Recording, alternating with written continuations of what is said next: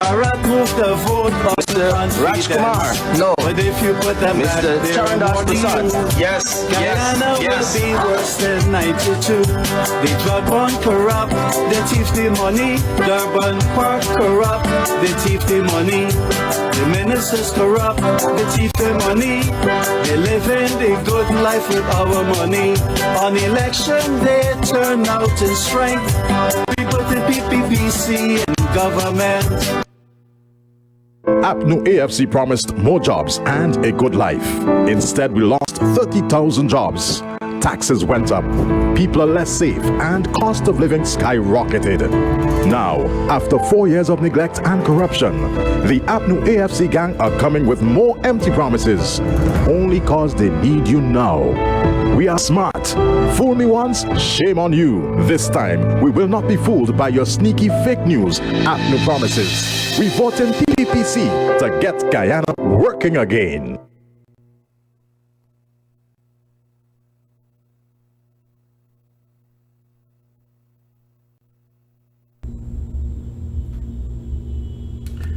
You know, Dr. Ali, our presidential candidate for the People Progressive Party, said recently that we will build a stronger Guyana together. And he has outlined some great initiatives in terms of where Guyana will be, how he plans to unite our country, how he plans to build the divide through economics and equal opportunity. And if you get a chance to go on social media or on television, some of the replays, and listen to some of his recent discussion, and as he outlines his vision for our country, I can tell you, as I go across and I talk to people on what their opinions are, they're all very excited that we have a lot to look forward to come March 2nd. This is no time to debate where your vote will be. There's no time to take a chance on what your voting patterns may have been in the past.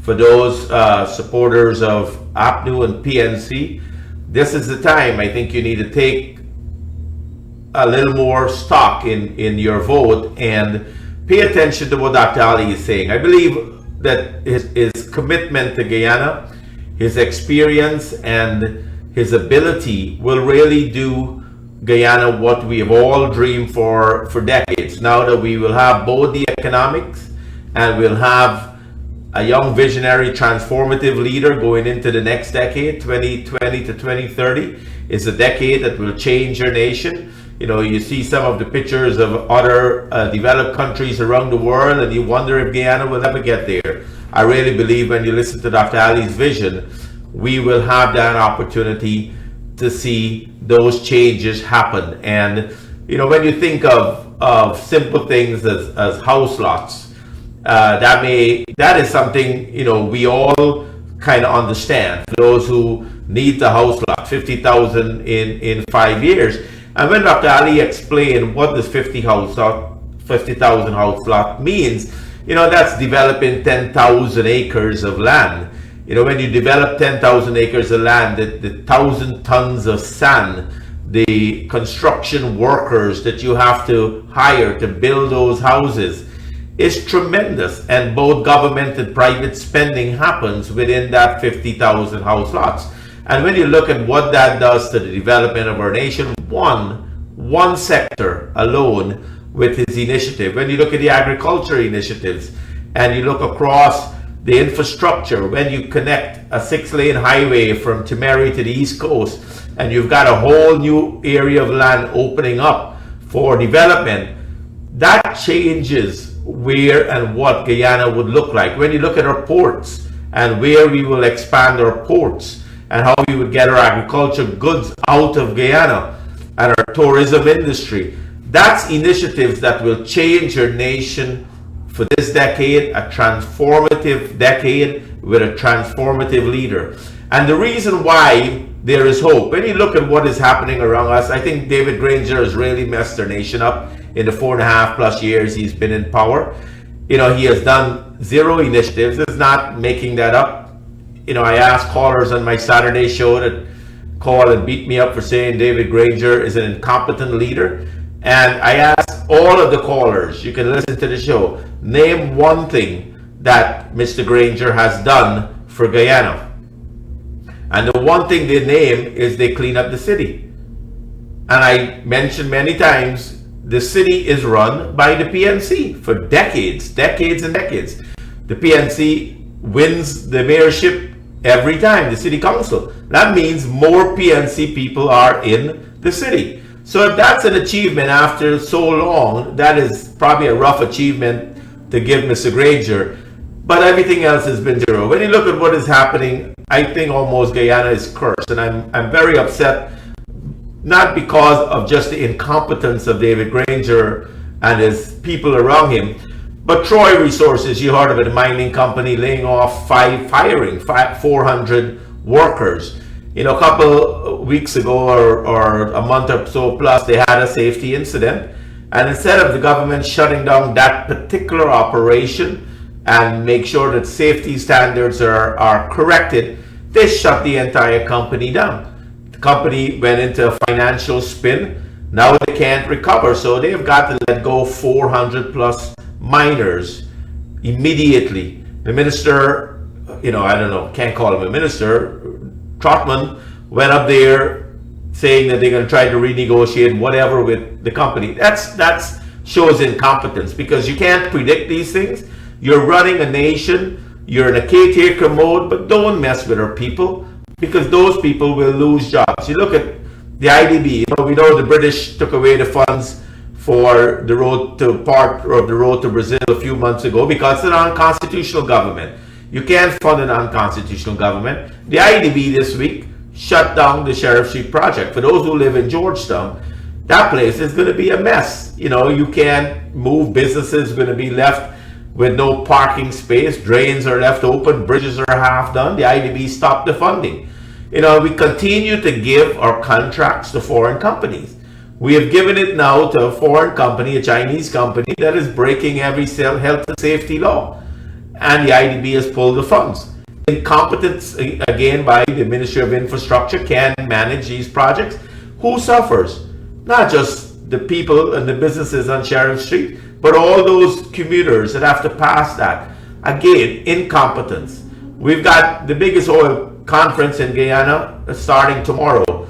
A money-making, given away again to a foreigner to run it. Government makes money on this. They're charging our people thousands of dollars to register. Foreign companies are coming in again to take our business. Somebody is making that money, government and their special people. Again, Granger gives away our nation right in front of us. Right in front of us. You can't continue to manage the nation. Thousands of people are losing their jobs between the Sheriff Street operation, Troy Resources, the 7,000 sugar workers, and it continues. It's a curse on Guyana.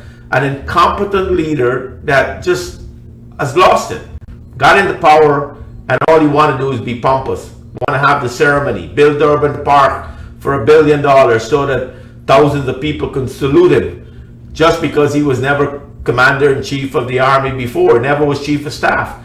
This time he finally got the salute of the army. That is incompetence again. When you have spent 4.5 years but not delivering for the people, it's bread and butter. When we look at our cost of living, when you look at again the giveaway of our lands to the Trinidadians, when you look at CARICOM, for example, talking about Venezuela today, they've outlined they want a peaceful resolution in Venezuela. When this government, Granger government, after December 18, has broken our constitution. They have broken our constitution, and CARICOM have said zero. Zero. I'm not sure why we are even in CARICOM. They're afraid to stand up to Granger because they're sitting headquarters in Guyana. That's an incompetent leadership. That's the worst leadership I've seen in CARICOM, that they have said a single word. Imagine we have the Americans, the British, the Canadians, the Europeans, many other agencies around the world have said Granger is unconstitutional, and CARICOM, sitting right in Guyana, cannot say they're unconstitutional. So all our funding are being cut off. The damage to our country continues. Granger then told the AFC, He's thinking them around all over the place, promising them whatever he decides to give them, that's what they will have to take. And the AFC is begging, for positions instead of looking how to help the country, how to tell Granger, you're unconstitutional. Well, one of their AFFC parliamentarians, they'll tell Mr. Granger, get out of there. You're not doing well. The AFC would have been best to continue that message that Sharon Das did. Instead, now they're begging for positions. Granger said, shut up. I'll tell you what you get. And when I tell you what you get, that's what you will get. And the AFC said they may pull out. It may be the best interest for them to pull out because they have lost focus. So Granger now tells the AFC that he will define their positions and their seats in parliament based on the Constitution. Here's a man that is not even following Guyana Constitution, lecturing to his partners that they will have to follow the Constitution based on what he tells them to do, when they or him is not following the Constitution. That is what is happening in our country. That is why the curse is on us. We've got to get out of that. March 2nd is an important date that we have to get out of the debate. We've got to pay attention of how we will get involved. How do we build a nation stronger together? Make Guyana great. Why can't we do that? And Dr. Ali has outlined how to make Guyana great. Not great again that Trump is saying. We've never been great. We got to get great. And we've got the ability now. The PPP built a strong foundation. Prior to 2015, they took a bankrupt country from 1992 and brought semblance of economic boom, economic stability. And 4.5 years later, one man took it down, breaks the law, breaks the Constitution, and take our country behind. Spent out our money. Now we've got public servants that will get a pay raise, and we don't know if 20,000 of them are going to be fired next year because they've got to figure out how to pay the bill. It's a good thing that the public servants don't have to worry, because March 2nd they will vote for a new administration. They will vote to keep their jobs. The PPP said that no public servants will be fired from that pay raise, so public servants can know that they better be voting for the PPP if they want to keep their job. Granger is going to fire 20,000 of you to pay bills. He can't manage the economy. Thousands of workers. NIS is in trouble. Our debt ratio is in trouble. And all of these things are not made up. So it's not that I get up here or other gets up on television and across the nation and tell you any propaganda. These are facts and data that we bring to you. The incompetency continues. You cannot risk that vote. The fact is, this week, Granger is going to sign deals with foreign companies that are in Guyana. Thousands of them are in Guyana, swarming our lands. They know Santa Claus is here. Granger is giving away land. They're coming to get it. And we Guyanese that have stood fast, that have toiled on our soil, that have commit ourselves to make our country better, cannot even get a single house lot in 4.5 years. Yet these thousands of companies in Guyana this week is here to see Santa Claus, gray hair, Granger, give away our lands. Brothers and sisters, when I put the title of my show, it used to be politics. When I said we need to defend our national interests, it's not the PPP, it's not any political party. It is we the people have to stand up and tell Granger, get out, stop giving away our land, stop giving away our contracts. You give the contract to the Chinese company to build the road. Now they can't manage the contract. We're going to lose our work. We're going to lose our infrastructure. IDB is paying attention. British is paying attention. The Americans may do personal sanctions of visa coming soon. When you break the law, when you trample on democracy, Granger, you are trampling on Guyana's future. And if it wasn't for Dr. Ali's vision and hope, we would have been in a sad case going into the next few months. But literally, we are seeing what Guyana will look like, what a Guyana under a transformative leader will look like, what we will do, how we will manage our country, and what will happen to all of us. And one thing Dr. Ali said that I think is probably profound, when he said, the only way we will unify our nation, bridge the racial divide, is through our economics and through equal opportunity. And I love the word equal opportunity. We hear that in the developed world. Everybody should have equal opportunity. When you've got a president telling the nation he is going to enforce equal opportunity to all Guyanese, that's something we have never heard before. And when you see what Granger has done with the PNC, he said only PNC people can get jobs. Well, you know what? A lot of PNC people are losing their jobs right now. A lot of those miners, some of them, I talked to them today. Were all coalition supporters, many of them. And they have said, no way. What they have seen Granger government did to Troy Resources, how it caused them financial difficulty, the ultimate fact that these employees will lose their jobs right before the holidays. Mr. Granger, you have no heart, no heart, no heart. Thousands of workers already out there looking for work, no work. And right before the holidays, workers on the Sheriff Street project, miners of Troy Resources, have a sad holidays to look forward to. And I hope we as citizens out there do our best to look at the needy, look at those that have lost their jobs across our nation, 30,000 plus, now it's climbing, and see what we can do to help them get through the holidays. If you see a young child and you know their parents can't afford a toy and you can buy that extra toy at Christmas, do it. Because we cannot allow our nation to get this bad ever again. And that's one of the commitments, again, Dr. Ali said, and as we look at the initiatives going forward, the benefit must be for every Guyanese.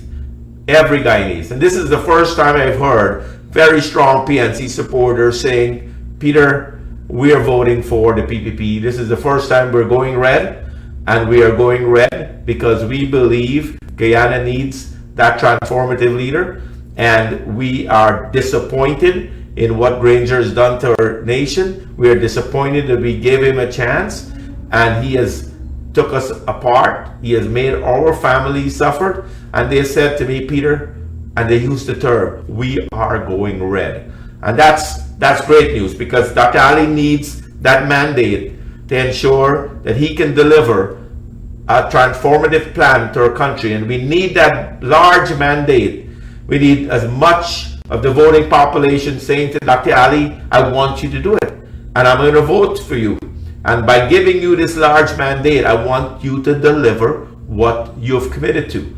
And Dr. Ali has looked very back in everyone straight in the eye, and he told Kit Nascimento on television the other day, he will deliver on his commitments. Not like the broken promises Mr. Granger's done, not at all, not at all. He will deliver. And if you want to make a phone call to talk about the topic of defending our national interests, if you're upset with Mr. Granger giving away our lands, if you're upset with him giving away our contracts, if you're upset with him not taking care of our people, give me a call and let me know, because that is what we need to tell Mr. Granger, as they now going to spend $2 billion of our money traveling around, calling themselves ministers, coming to your village. I use the term, get them out. Basically tell them they're not welcome. They have not delivered. And do not spend my taxpayers' money, Granger or Trotman or whoever else is out there, Ramjatan, Nagamutu, Brooms, Patterson. Don't come to my village and spend my money. Did you come and do work in my village or my town before? Why are you coming using my money? Tell them to get out. We've got a vision, and we will outline very much more in detail that vision. The large manifesto will be released in January, but look for the excerpts coming out very shortly, and you will see where you fit and why equal opportunity will unify our country under leadership, dynamic leadership that is humble and leadership that is committed. That's Dr. Ali for you. And the more you learn him, the more you will like him. And if I had time and I had the operator play his telling you how he grew up, what life was like, why did he want to serve Guyana. And when you want to be a servant of our nation, you're not going to be out there in the pampas. You're not going to have 18 cars driving you down the street. You're not going to be running around not shaking people's hands. You're not going to be not having conversations with them that Mr. Granger has done. A president that is a servant of our society. When Dr. Ali was Minister of Housing, he delivered 30,000 house lots in his tenure. He created a tourism industry that is now winning awards. Apnu's taking credit for it, but those awards didn't happen today. That development of our tourism industry happened over a decade. Dr. Ali was a key instigator. He was a key planner of how to change our tourism industry. Hello. Hello, good night, Peter. Good night. I'm just calling to relay some news. A big businessman came in from Canada, and he said he's going to have how much million US in Canada. Well, we thank you. We can't make an assumptions without knowing facts, but there's been significant corruption in the government. We have seen all the scandals that have happened. We have seen ministers took money, put it in their private accounts. We see them hiding 18 million US, saying that they never got any Exxon bonuses. We have seen corruption in many of the contracts. We've seen giveaway of land. We know of full bribery going on. We have evidence of that. So the corruption is rampant. That is real corruption. That is what people go to jail for. When they blame the PPP for corruption, they couldn't find any evidence of any corruption. 4.5 years later, billions of dollars spent on forensic audits, and they had zero corruption. They could not prove anything happened. But what we are seeing right in front of our eyes, the giveaways, is blatant, and that's evidence. The evidence is there. Dr. Jagdeo, in many of his press conferences, put out a piece of paper and says, here's the land that somebody got. Here's who signed it. Here's how they got it. That is real evidence that will cause jail time for many, many people. So Granger's got to stop giving away our land. He's got to stop allowing CARICOM to ignore us. I don't know what he told them. The Barbados Prime Minister stopped in today at the airport, told him something. I don't know why they would meet with him. The Prime Minister of Barbados should have told Mr. Granger, I hope she did. You're unconstitutional. Whether you're calling election March 2nd or not, you're unconstitutional. So I want to ask the Barbados Prime Minister, why did she land in Guyana? Who gave her permission to speak to an unconstitutional president? That is disrespect to our nation, disrespect to our people, Prime Minister. And if you can prove that you came to tell Mr. Granger that he's unconstitutional, I will send you my apology. But that's disrespect to our country for you to come in and talk to Mr. Granger. CARICOM is disrespecting us. The fact is they've refused to tell Mr. Granger. Every other country in the world has told Mr. Granger, you're unconstitutional. CARICOM has refused. And then when I saw the Prime Minister of Barbados land today in Guyana talking to Granger, that is a sad case. That's disrespect. And we need to send her a message that, we will not allow you or CARICOM to disrespect our country again. And Guyana got to stand up. We've got to stand up. Dr. Ali will fight for us. That's what the key part here. We need a leader, a president that will stand for Guyana. We will not be overridden by anybody else. We will not give away our land to anybody else. Our Guyanese first. I always say, anybody else can come in, we're going to put you as number 2. If you ask why, you want to come work in Guyana, go find a local company, partner with them, and put them up top. And then you can come help. That's all. That's good. But you're not taking our jobs in the future.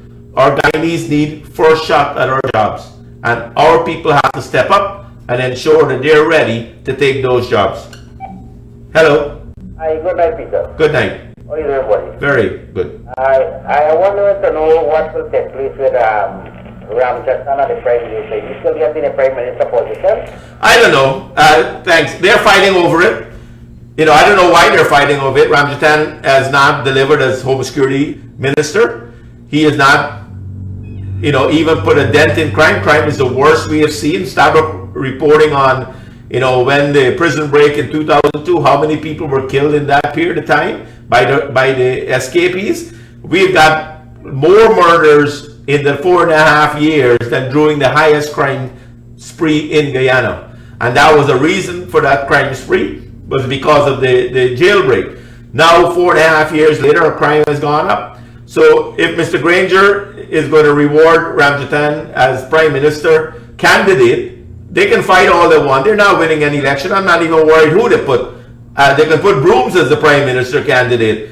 I'm not worried because the PPP has put a plan together. They've put the right team together. They have the right vision. They have learned from any errors they've made in the past. And they're ready to take our nation working together, building a stronger Guyana, making it great. Transformative plans. Absolutely. When you think of a farmer, it's something in there for you because you're going to see large-scale farming. And when you look and says, okay, kind of farm, what happened to my produce? Dr. Ali can tell you when you talk about transport economics, when you talk about getting your product to the market, when you talk about $10 billion worth of food bill that the Caribbean buys, right? We're going to tell them we're going to deliver. You want to come into our country and work, Trinidad? You better start taking our pineapples. You better start taking our peppers, or else don't even show up at our borders. We're going to have trade agreements that make sense, that delivers for our people. And when we grow more, you going to take it or else we take it elsewhere. That is the leadership we need. We need somebody fighting for people, fighting hard. Hello. Good evening, sir. Good evening. I could look at your show 24/7. I like the boldness, I like the promise, I like the expression, what you do all the time. I would back 24/7 what you're saying about people and about the only thing I want to hear is when people call you in, they must use the right phrase. The illegal president of the country, they want to say President Granger, the illegal president, the illegal Navamutu, the illegal Granger, the other guy named Ramjatan, they must use the right expression. All those people are illegal. And they should not say, oh, President Granger, he is illegal. And the most logical thing that he could do is just resign. Okay, thank you very much. Let me say it. Granger, you're illegal. Ramjatan, you're illegal. Nagamutu, you're illegal. Patterson, you're illegal. And the rest of you, you're illegal. Absolutely. You're there unconstitutionally. You're taking this opportunity to take our country down to the bottom. You're spending out our resources. You're giving away your natural resources. You're giving away our contracts. Imagine Trotman signed a Tolo deal for 0% royalty. 0% oil royalty by the time we pay the recoverable. I saw in the reports today, the Hess CEO says they will recover $10 billion from Guyana in 2 years. Imagine we're paying that bill back. What the heck Granger has done to our country? We got to pay back $10 billion in 2 years? He's a madman because our people deserve our oil money. Our people, Guyana, deserve that. To give away our resources that blatantly, and Trotman had the galls to say that somebody told him to sign that deal. An illegal president, unconstitutional. I like to use the term incompetent because incompetency is ruining our country, and we've got to stand up. I go back and said to the Prime Minister of Barbados, I am really, really upset. And those Guyanese in Barbados, if you're there listening to me, I know a lot of you do listen, you get a chance to tell the Prime Minister of Barbados she came to see an illegal, unconstitutional man in our nation. She did. And that's disrespect to our Guyanese people, and it's a significant disrespect to our sovereignty and a disrespect to our nation. And I hope that we send a strong message to any other Prime Minister or President around the world, any other agency. You disrespect us, you've got to pay the price in the future. And I mentioned many, again, all those Trinidadians, coming into the country, that Rangers give you land and has given away a lot of our contracts. I hope that when you're told to go tell your Prime Minister that Guyana Products is coming into your country, the same thing that is happening going to happen. That's what you're going to be faced with going forward, because Guyana comes first. Our people come first. And if Granger can't understand that, we've got to tell him very, very strongly, a mandate to Dr. Ali, PNC supporters, PPP supporters, AFC supporters, you're going to vote for Dr. Ali to tell everyone else around the world that Guyana comes first, and we will take care of Guyana. We will develop our nation. We will put the emphasis. We will not give away our resources to foreigners. We will ensure that our people benefit. Equal opportunity, Dr. Ali has stated. Equal opportunity. And that's the key program. Equal opportunity for all. Yes. Hello?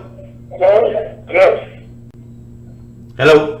Yeah, good night. Good night. Yes, I'm hearing you. Just trying to get something. I already talked about farming. I want to know, could you say to the Chinese public, right, what your government have in plan to see that the farmers get a better wages for the cassava, which is set for $2,400, which is very cheap, right, after all this hard work, because it's easy to have a farming. Yes. But what improvement that you're willing to do to see that when they don't go through all this hard work to farm, then they have to sell back the cassava for $2,400.